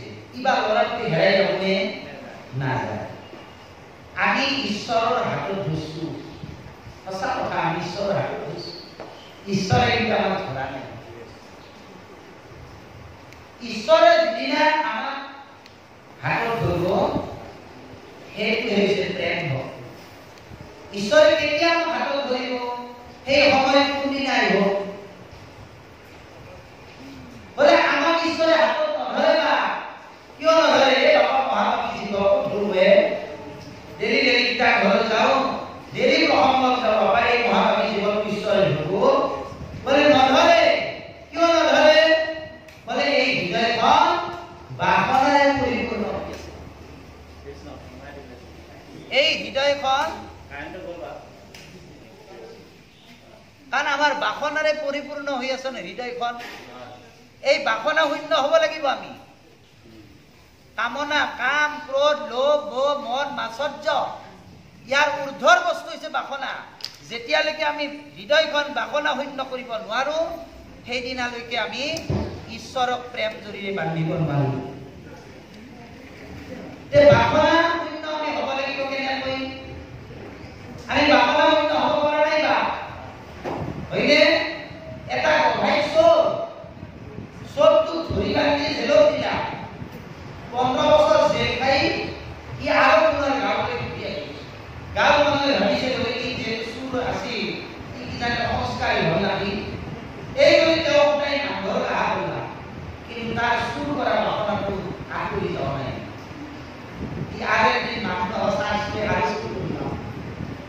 আমাৰ মনত অৰ্থাৎ বাসনা যেতিয়ালৈকে শূন্য নহ'ব, বাসনা শূন্য কৰিবলৈ আমি কি কৰিব লাগিব? মাধৱদেৱ মহাপুৰুষে ক'লে বাসনা শূন্য কৰিব লাগিব। কৰ্ণ পথে ভকত হিয়াতত দেখি হৰি, দুৰ্বাসনা হৰে সমস্তয়ে, জগৰ যতে কমল যেন সৰক কালে, স্বভাৱতে নিৰ্মল কৰয়। যশোদাই বাসনা শূন্য হোৱা নাছিল, সেইকাৰণে যশোদাই লিখিলে মই যশোদা, মোৰ পুত্ৰ চাকি। মই যশোদা, এই মইটোৱে অহংকাৰ। এই যে জ্ঞানটো ৰাখিব পৰা নাছিল, সেই জ্ঞানটো হৈছে মই আৰু মোৰ। মই আৰু মোৰটো যেতিয়ালৈকে আমাৰ মাজত থাকিব, তেতিয়ালৈকে ঈশ্বৰ প্ৰেম জুৰি বান্ধিব নোৱাৰো। এইবাৰ মই নহ'লে অকমান মছলাই গৈছে, এইটো ভুল ধাৰণা হৈছে। আমাৰ বহুত ভকত আইমাতৃয়ে কয়, মই আজিকালি বাহিৰা কথা নকওঁতে মোৰ বৰ ভয় লগা হৈছে। এই মোবাইলৰ যুগ না, প্ৰভাত বা বাপাহে যত্ন কৰিব আৰু মানে হাঁহি গাড়ী গোটেই আছামী গোটা হ'ব লগা হয়। নকম বাহিৰা কথা, কথাটো মানে নামানে, বাসনা শূন্য হ'ব পৰা নাই না, এটা কম হয়। আমি সেইকাৰণে কম, আজিৰ পৰা 24 বছৰ আগত কথা চিন্তা কৰক। 24 বছৰ আগতে যিসকল ব্যক্তিয়ে ভাগৱত অনুষ্ঠান আৰম্ভ কৰিছিল, তেওঁলোকে মনেদি ভাবিছিল এই অনুষ্ঠানটো বৰ্তি থাকো না নাই বাবা, ক'ত বৰ্তি থাকো, আমি মৰাৰ পাছত খাই যাব লাগে। আজি 24 নম্বৰ বছৰত ধৰি দিয়া সকলে ভাবি আহিছো আমি নহ'লে অনুষ্ঠানটো চুৰবাই দিবা, কিন্তু এনেকে মচলতে 24 বছৰ ভালে দিব হয়নে? তাৰমানে এই মই আৰু কোনটো যেতিয়ালৈকে থাকিব, আমি বাসনা শূন্য হ'ব যেতিয়ালৈকে নোৱাৰো। অৰ্থাৎ ঈশ্বৰ সনাতন, সেইকাৰণে ভগৱানৰ আৰাধনা সনাতন। আমি বহুতে ভাবো যে ময়ে একমাত্ৰ ভাগৱত কৰা মানুহ, মই নহ'লে আকৌ ভাগৱত কৰা মানুহ বুলি টকা লওঁতে এইটো ভাবো আমি, এইটো ভুল ধাৰণা। কাৰণ ঈশ্বৰ সনাতন, সনাতন মানে কি? চিৰপৰীয়া। মই থাকিলেও ঈশ্বৰ থাকিব, মই নাথাকিলেও ঈশ্বৰ আছিল। আৰু মই ইয়াৰ পৰা এই সংসাৰৰ পৰা বিদায় লোৱাৰ পিছতো ঈশ্বৰ। এই ভাগৱত চিৰপৰীয়া হয়নে? আজি যি ভাগৱত আমি ইয়াত পাঠ কৰি আছো, এইখন এখন ব্যাসৰ কৃষ্ণ দ্বৈপায়ন বেদত ব্যাসৰ দেৱকী নাৰদে কৈছিল। দেৱকী নাৰদক ভাগৱত কথা কৈছিল ব্ৰহ্মাই, ব্ৰহ্মাই ভাগৱত কৈছিল শ্ৰী নাৰায়ণে। অনাদি কালৰ পৰা এই ভাগৱত চলি আহিছে। আৰু অনাদি কাললৈ ভাগৱত চলি থাকিব। মাত্ৰ এই দেহ নামৰ জকাটো সলনি হ'ব। মোৰ ঠাইতো বেলেগ কৰিব, আপোনাৰ ঠাইতো বেলেগ আহিব, হয়নে? গতিকে সেইকাৰণে ভাগৱত চলি থাকিব। গতিকে সদায় ভগৱান কৃষ্ণ মাত্ৰ ধ্যানৰ ৰুচি মই আৰু মোৰ। এই মই আৰু মোৰটো যেতিয়ালৈকে থাকিব না তেতিয়ালৈকে ঈশ্বৰৰ কাৰণে প্ৰেম জড়িয়ে বান্ধিব নোৱাৰে। আৰু এইটো হৈছে ভাৱনা, মই আৰু মোৰটো হৈছে ভাৱনা। গতিকে সেইকাৰণে ভাগৱতে আমাক কৈছে যে মই দেও মই কওঁ মই ভক্ত বাণী এতেকে জীৱৰ স্বৰূপ হয় হানি। মই দেও মই কওঁ মই ভক্ত বাণী এতেকে জীৱৰ স্বৰূপ হয় হানি। আমি নিজৰ স্বৰূপটো পাহৰি যাওঁ যেতিয়া মই আৰু মোৰটো থাকে। মই আৰু মোৰটো থকাৰ বাবে আমি নিজৰ স্বৰূপটো পাহৰি গৈছো। অস্বৰূপ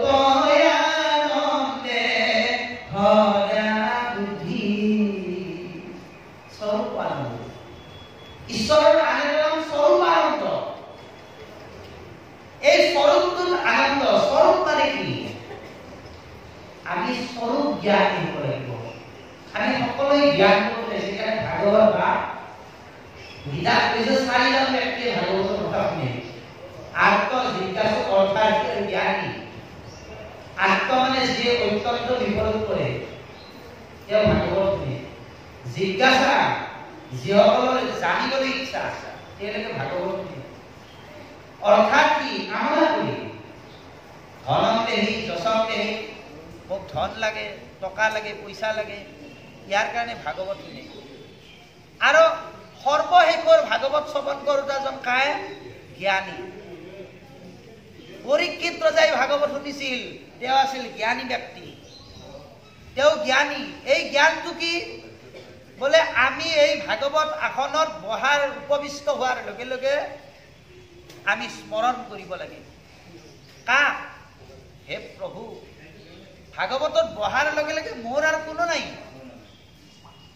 ভাগৱত আসনত পৰীক্ষিতে, সেইকাৰণে ভাগৱত কিমান দিন ক'লে পৰীক্ষিত বাপ? 7 দিন। আমাৰ জীৱন কিমান দিন থাকে? এই জীৱনৰ ভাটিটো, এই জীৱন ভাটিটো কিমান দিনলৈকে? বোলে মাত্ৰ 7 দিন। এই জীৱন ভাটিটো মাত্ৰ 7 দিন। জীৱন ভাটিটো টানি আছে মাত্ৰ 7 দিন। পৰীক্ষিতে ভাগৱত শুনিছে 7 দিন। লোমহৰ্ষণ পুত্ৰ উত্তস্ৰৱা হতে সৌৰভ প্ৰৱেশ কৰি 28,000 লিখি ভাগৱত কৈছিল 7 দিন, হয়নে? ধুন্দুকাৰী তেজ জুৰিৰ পৰা উদ্ধাৰ কৰাৰ কাৰণে গোকৰ্ণই ভাগৱত কথা কৈছিল 7 দিন। সকলো 7 দিন। আমাৰ জীৱনৰ ভাটিটো 7 দিন। গতিকে এই 7 দিন ভাগৱত কথা আলোচনা হৈছিল গংগাৰ পবিত্ৰ গংগাৰ। আমাৰ এই জীৱন ভাটিটো মাত্ৰ 7 দিন। ইয়াত পঢ়াৰ লগে লগে আমি প্ৰশ্ন কৰিব লাগিব নিজৰ, মই কোন? প্ৰথম প্ৰশ্ন, মই কোন? আমি ক্লাছ 5ত থাকোতে এটা ইংলিছৰ কবিতা পাইছিলো, হু এম আই। মনত আছে না আপোনালোকৰ? হু এম আই,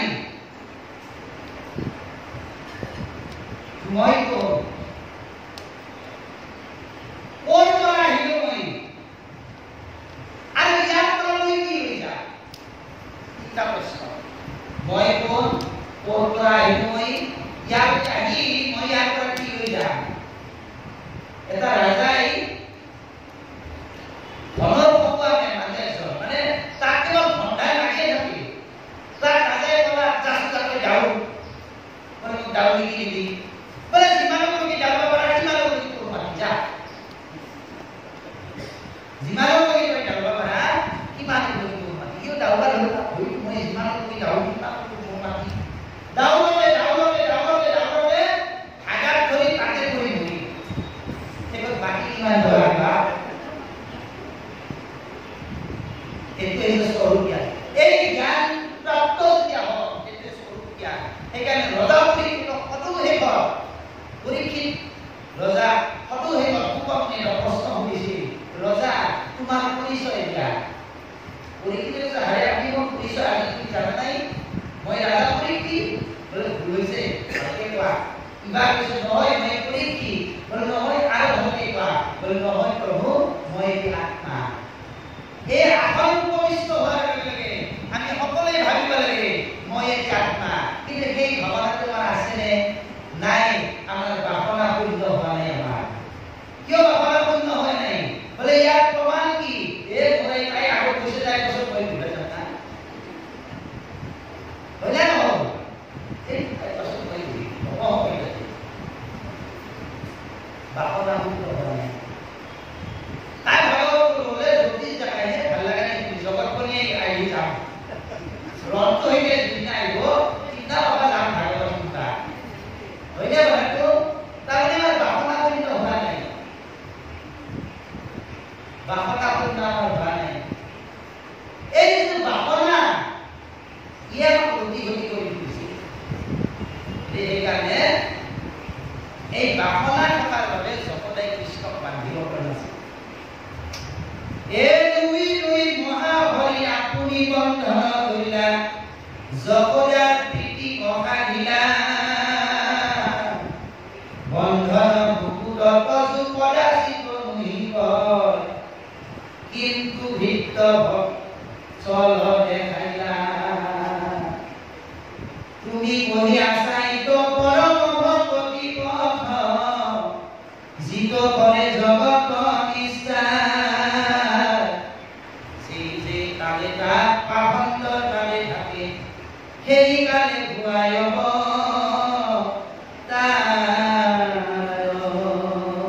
ভগৱন্তই নিজে জগতৰ বন্ধন কৰিছিল বন্ধন মুক্ত কৰতো কদাচিত নাহি কয় কিন্তু ভক্তিত্ব বৎসল দেখাই না এই মায়াৰ বন্ধনৰ পৰা আমি কেতিয়াও মুক্ত হ'ব নোৱাৰো এই মায়াৰ বন্ধনৰ পৰা আমি কেতিয়াও মুক্ত হ'ব নোৱাৰো যেতিয়ালৈকে ভগৱন্তই আমাৰ পৰা মায়া আঁতৰ কৰি দিয়ে তেতিয়ালৈকে আমি নিজে মায়া পাবলৈ যাওঁ আমি হাজাৰ চেষ্টা কৰিলেও এই মায়াৰ পৰা মুক্ত হ'ব নোৱাৰো ঈশ্বৰে আমাৰ পৰা মায়া আঁতৰ কৰি লৈ যাব লাগিব আৰু এই কৰিছে সেই যে দেউতাকে ল'ৰাজনক হাতত ধৰিছিল ঈশ্বৰে হাতত ধৰা ঈশ্বৰে যেদিনা আপোনাক হাতত ধৰিব সেইদিনা আপুনি নিজে প্ৰমাণ পাব কি প্ৰমাণ পাব হৰি হৰি পুৰন্তে লোটক যাৱস্বৰে হৰি হৰি বোলাৰ লগে লগে যাৰ আনন্দৰ চকুৰ পানী ওলাব যাৰ গাৰ নোম কিহৰ হৈ উঠিব যাৰ হৃদয়ত আনন্দ উদ্ভাসিত হ'ব তেতিয়া আপুনি জানিব যে আপোনাক কোনে ধৰিছে কৃষ্ণক গ্ৰাহী ধৰিছে গজেন্দ্ৰক গ্ৰাহী ধৰিছিল সৰগৰক গ্ৰাহী ধৰি আছে গজেন্দ্ৰ পিয়াক পায়াক আছে সৰগৰক গজেন্দ্ৰক গ্ৰাহী ধৰিছিল যে গজেন্দ্ৰকো আমি প্ৰত্যেকে এটা গজেন্দ্ৰ আৰু গ্ৰাহ কি গ্ৰাহ হ'ল সংসাৰৰ কিতাপ এই সংসাৰৰ কিতাপেই হৈছে গ্ৰাহ ৰূপী কিতাপে আমাক আবদ্ধ কৰি ৰাখিছে আৰু এই গ্ৰাহ ৰূপী কিতাপৰ পৰা মুক্ত হ'ব লাগিলে আমি ঈশ্বৰৰ চৰণত পদ্মপুৰ ঈশ্বৰৰ চৰণ আগ কৰিছিল গজেন্দ্ৰই এই পদ্মপুৰ কি পদ্ম মানে হৈছে বিমল ভগৱন্ত ঈশ্বৰৰ হাতত আছিল কি ফুল পদ্ম ফুল শংখ চক্ৰ গদা ভগৱন্ত কৃষ্ণৰ চকুজুৰি আছিল পদুম ফুলৰ পাহি নিচিনা চৰণ চুলত আছিল পদুম ফুলৰ পাহি নিচিনা কোমল পদ্ম ফুল আৰু গজেন্দ্ৰই অৱশেষত পদুম ফুল ঈশ্বৰৰ চৰণ তাক কৰিছিল এই পদ্ম ফুল কি বা পদ্ম মানে নিৰ্মল পদ্ম মানে পবিত্ৰ পদ্ম পদুম ফুলৰ ধৰ্ম কি জানিলে আপোনালোকে পদুম ফুলৰ ধৰ্ম কি কি নিজেই তাৰ জন্ম ভোগা কিন্তু তাৰ গাত ভোগা নালাগে অৰ্থাৎ আমি বাসনাময় কামনাময় এই গুণময় সংসাৰত আমাৰ জন্ম কিন্তু যাতে এই গুণময় সংসাৰৰ কোনো জাগতিক ৰূপে আমাক ক্ৰিয়া কৰিব নোৱাৰে আৰু এইটো হৈছে পৰম নিৰ্মল সেই পৰম নিৰ্মলতাৰে আমি উত্তৰণ হ'ব লাগিব আমাৰ জীৱনটো উত্তৰণ কৰিব লাগে আমি আপডেট শব্দ ওলাইছো না আমি উত্তৰণ কৰিছো আমাৰ নিজৰ জীৱনটো উত্তৰণ কৰা নাই কিন্তু আমি উত্তৰণ হলো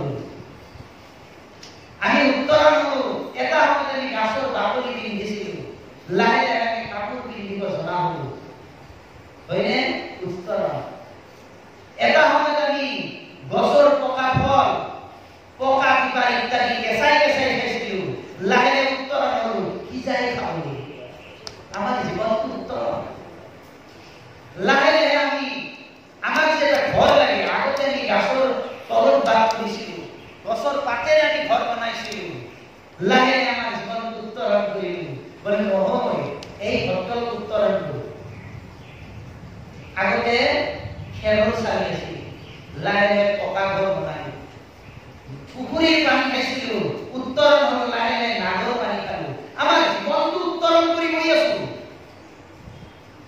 বেংক বেলেঞ্চ উত্তৰণ কৰিছো খাদ্য উত্তৰণ কৰিছো কিন্তু যিটো মানসিক চিন্তাধাৰা সেইটো কিন্তু আমি উত্তৰণ কৰিব পৰা নাই কেতিয়া উত্তৰণ হব কোনদিনা হব উত্তৰণ সেইকাৰণে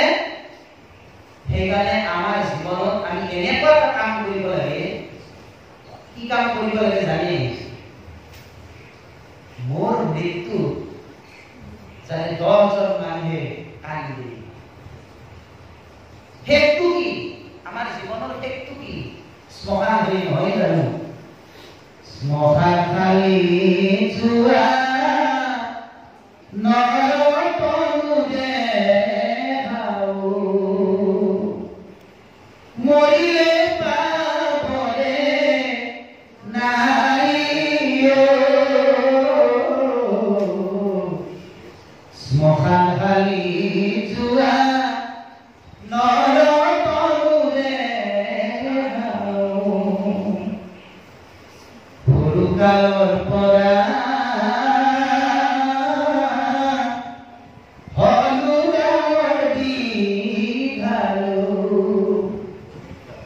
হিৰলে পকালো চুলি হিৰলে পকালো চুলি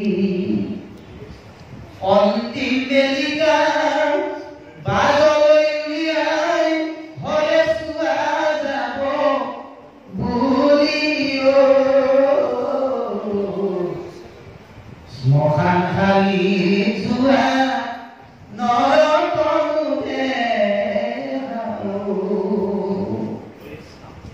শ্মশান খালি যিদিনাখন যাম সেইদিনা সকলো বিপদজন দি যাব লাগিব আমি এই বাসনাৰ সংসাৰত থাকি আবদ্ধ থাকি আমি নিৰ্মল হ'ব পৰা নাই গজেন্দ্ৰই নিৰ্মল হৈছিল কেতিয়া নিৰ্মল হৈছিল যেতিয়া কোনো পুত্ৰ ভাৰ্যাই সেই গজেন্দ্ৰক ৰক্ষা কৰিব নোৱাৰিলে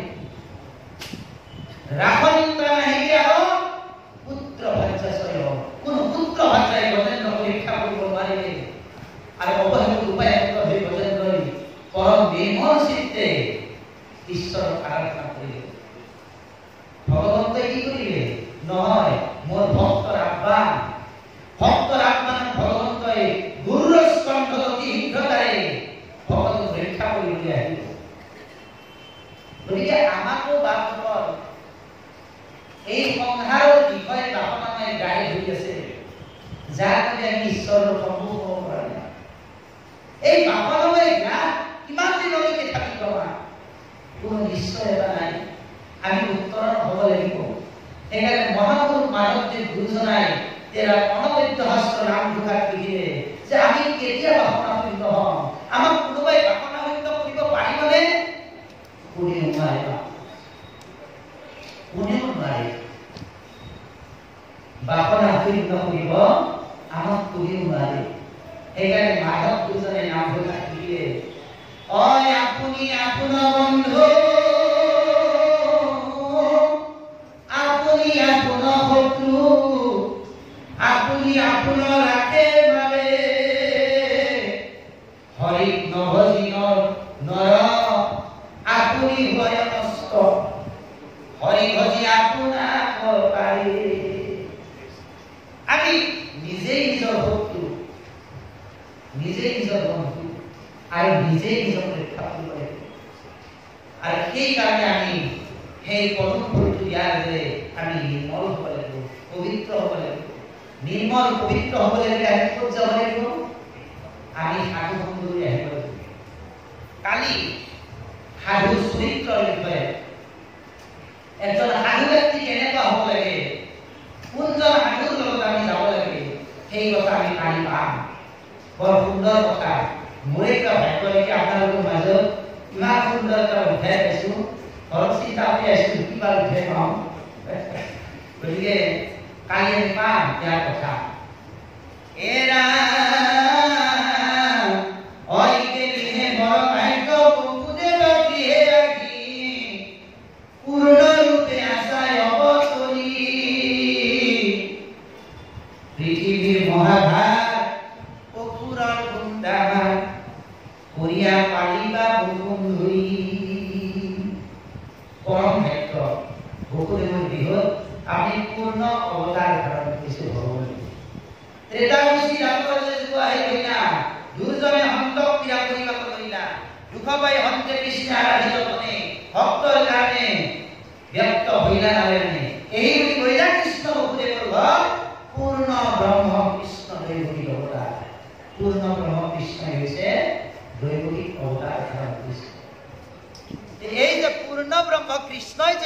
অৱতাৰ ধাৰণ কৰিছে সেই কথা ইয়াক উল্লেখ কৰিছে। এ যাদৱ বংশৰ কীৰ্তি বিস্তাৰিয়া যদুপতি, পাখণ্ডৰ কৰিবা বিনাশ, তোমাৰ চৰিত্ৰ শুনি নিস্তাৰিবে সৰ্বলোকে, সংহাৰক জগত নিবাস। অৰাম তজু আগমনে, আজি সবান্ধৱে নিস্তাৰিব, আতয়েকো নাহিকে সংশয়, তপোবন বুলি যাক ততধিক পুণ্যতৰ, আজি মোৰ হৈল গৃহ ছয়। আজি মোৰ গৃহখন তপোবনতকৈ অধিক পুণ্যৱান হৈ গৈছে। মোৰ গৃহখন আজি তপোবনতকৈ অধিক পুণ্য হৈছে। গতিকে তোমাৰ আগমন সবান্ধৱে নিস্তাৰিব, আতয়েকো নাহিকে সংশয় নাই প্ৰভু। আজি মোৰ গৃহখন তপোবনতকৈ অধিক পুণ্য হৈছে। আমাৰ নিজৰ গৃহখন আমি তপোবনতকৈ অধিক পুণ্য কৰিব পাৰোঁ। যাৰ পদ প্ৰেক্ষালং জলে গংগা মূৰ্তি ধৰি, পবিত্ৰ অনন্ত ত্ৰিভুৱন, যজ্ঞ পঞ্চযজ্ঞ দেৱভূতি জগতৰে গুৰু হৰি, মূলগৃহে হৰিনাম উপপন্ন, পুনৰুপস্থিত দিয়া তোমাক অপৰ আন দেৱত শৰণ লৈ যায়, যিদৰে ভকতৰ সকলে কামক দিয়া, তোমাক নভজে আশী খাই। আপোনাৰ স্বৰূপক জ্ঞাত যিটো ভকত, যাক বাইৰে জন্ম ভয় নাই, হেৰ তুমি বান্ধৱক নভজিয়া ভৰিলো, তাৰ দুখনে কন যায়। কিন্তু মহানন্দ আমাৰ বংশৰে তুমি, হৈলা আহি ঈশ্বৰ প্ৰেক্ষাত, মহাযোগেশ্বৰ যাৰ চৰণক নেদেখায়, হেৰ কৃষ্ণ দেখো সাক্ষাৎ। গৃহক্ষেত্ৰ পুত্ৰ পায়া যত ধন জন যায়, জানিল সকলে প্ৰথু মায়া, ইটো মোৰ গৃহৰ সত্তৰে চেৰিওনা, শৰণ পকিল কৰি গায়া। শুনি সবাহৰ মহাভাগৱত পদ কৃষ্ণ পদ পবিত্ৰ প্ৰসাদ, জানিয়েৰা আনকতা জন নকৰা বিঠা নিষ্ঠাৰে দুৰ্ভুল সংসাৰ। কৃষ্ণ কথা বিনিয়াৰ আনন্দৰ নাহি ভাত, ইহা অবুজিবা ভাল কৰিয়ে,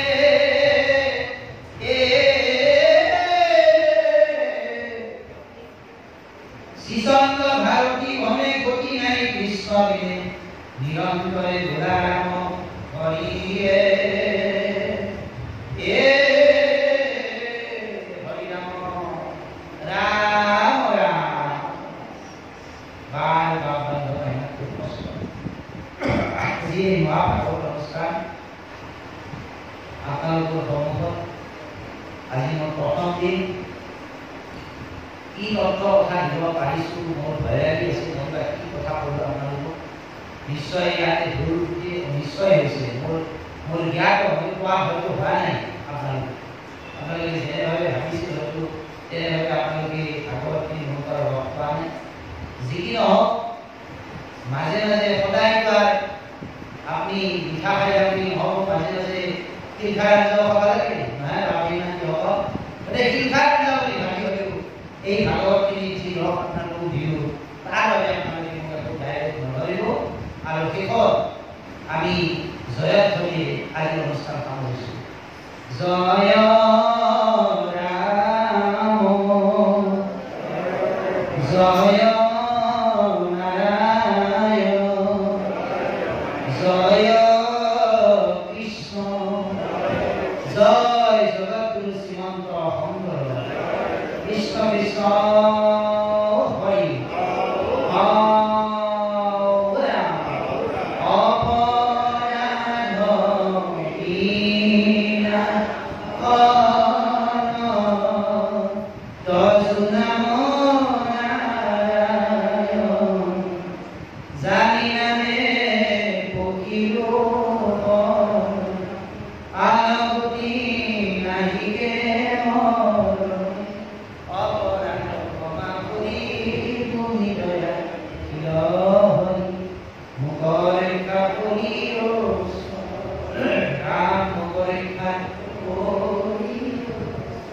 শ্ৰীমন্ত শংকৰ